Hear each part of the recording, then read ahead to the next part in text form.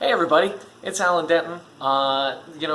Two things happened very recently. The season 2 finale of Sonic Boom aired, and then I just got 7,000 followers, which was weird. I never set out to do that. That's a lie. I set out to do that. I figured I might as well hold like a Q&A, because I've been getting a lot of questions lately. So about a week ago I asked everybody for questions. You sent a lot. A lot of them I can't answer. The legal reasons and stuff, but we picked out the best ones and the ones that I can maybe answer and the most common ones, and let's get through them. So here we go. What was your favorite cartoon as a child? That's easy. Thank you for the easy question, Eclair. It's The Simpsons. I watched The Simpsons, I kid you not, I watched it at least 3 episodes a day for 10 years. I'm serious. How many and which Sonic games did you play? Good question. So I was a little late to the Genesis party. My parents bought me a system, I guess 1993. It came bundled with Sonic 2. So that was my first Sonic game, Sonic 2. Then I had the Genesis, then Sonic 3 and Knuckles, of course. Got that, played the hell out of that. And then I switched over to the Nintendo 64 in like 96, so wasn't really playing Sonic games. Went back, got a Dreamcast, Sonic Adventure. I 100%ed Sonic Adventure, and I played Sonic Adventure 2. Don't think I 100%ed that one. That was like at the end of the Dreamcast. I mean, everyone's favorite, Rise of Lyric. I don't have a Wii U, but it sits nicely on my shelf. And of course Sonic Mania. I guess those are the big ones. Which episode was your favorite to write? I think Planes, Trains, and Dudemobiles. The second season episode where the guys take the road trip. That's the one that's the 2-parter, follows the guys for one episode, the girls for the other episode. That one, just because I'm a road trip guy, and so there's a lot of stuff in that episode that I made sure that we worked in real attractions and real tourist traps that I had been to. Like, they go to the world's oldest rock. On the plus side, the site of the world's oldest rock is only 2 hours from here. I've been to the world's oldest rock. And, you know, the world's largest non-rocking chair.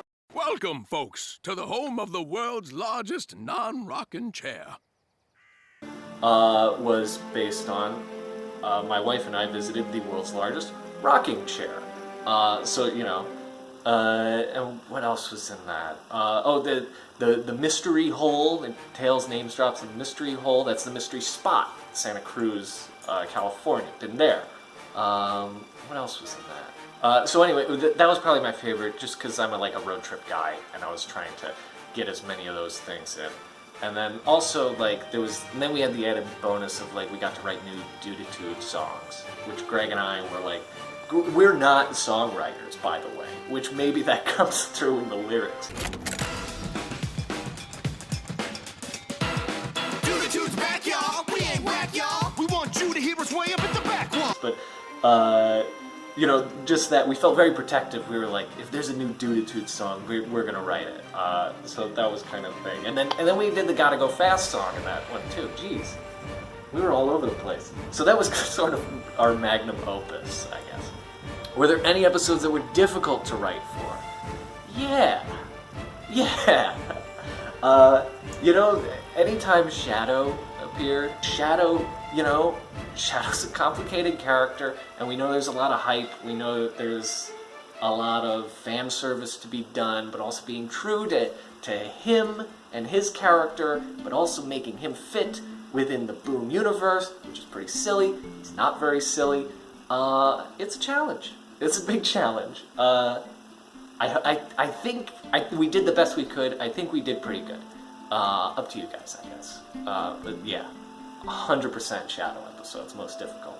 If you could write for any show that is currently on the air besides Sonic Boom, what would it be and why? Ooh. Good question. Well, before we got the Sonic Boom job, Greg and I wrote a spec script, which is like a sample script. We wrote a spec script of Curb Your Enthusiasm. That's always been a dream, and I still think that we had a pretty good episode, pretty good idea for that one. otherwise, I mean, The Simpsons are still on. I'd love to take that chip, you know, the show that I grew up obsessed with, to just get one shot at The Simpsons, and just, you know, be in their office, and they would have to, like, everyone that I've, you know, read about on message boards and discussed for years would have to, like, address me like a person, you know, like an equal. That would be nice. Yeah, good question, thanks. Which characters in Sonic Boom did you find the easiest to write for, and which were the hardest? Well, so as I mentioned before, I think Shadow was probably the hardest. Easiest to write for, I think Dave the Intern came pretty naturally to me. When you're writing for Dave, you're set in Mebburger, and Mebburger is like, there's no limit to how crummy it can get, which is sort of my view of the world and my sense of humor. I love those little jokes, those little Dave jokes. Probably the easiest for me to write. Also Eggman, because Eggman also has a limitless capacity for evil, and he also wants to be everyone's friend. So I guess the desperation of Eggman I see a lot. I can tap into that pretty easily. Which character on the show has the closest personality to yours? Oh man.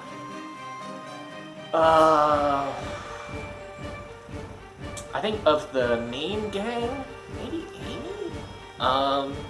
Just the rage and insecurity bubbling underneath a veneer of having it together. I kind of relate to that a lot. If you could have another main series Sonic character showing up in the Boom cartoon, who would you choose? That's easy. Before Greg and I got the job, when we interviewed, or we went to a meeting for the job, and we talked to Bill and Evan, and we were sitting in Bill's guest house. I knew nothing about the show other than that it was Sonic. I remember leaning in and I said, so is Big the Cat in this? And they said, no, Big the Cat's not in that. I would love, that would be my dream, to have Big the Cat in it. Is there anything from the Sonic Boom show you'd like to take and put into the Sonic games? Sticks. You know, if Sticks is the lasting legacy of Sonic Boom, I'd be so happy. If Sticks starts showing up in the comics and in the games and just becomes one of the gang, and they create this whole backstory, where did you come from? Where did you go? Where did you come from, Cotton Eye Joe? You know, I'd be so happy. I hope that Sticks continues to exist everywhere. Best meme. Best meme.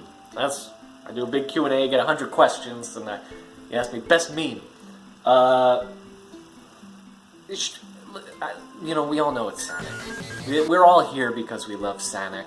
I don't know, it'll always hold a special place in our heart, and that's why we throw in a couple of Sonic references in the 2 seasons that we did so far. Boom. So, you know, we're I don't know. There's some love there, and it'll always be with me. Oh God, that's horrifying. That's all the questions I got time for. I'm sorry if I didn't get to your question. If I didn't get to it, it's because it was bad. So, you should feel bad.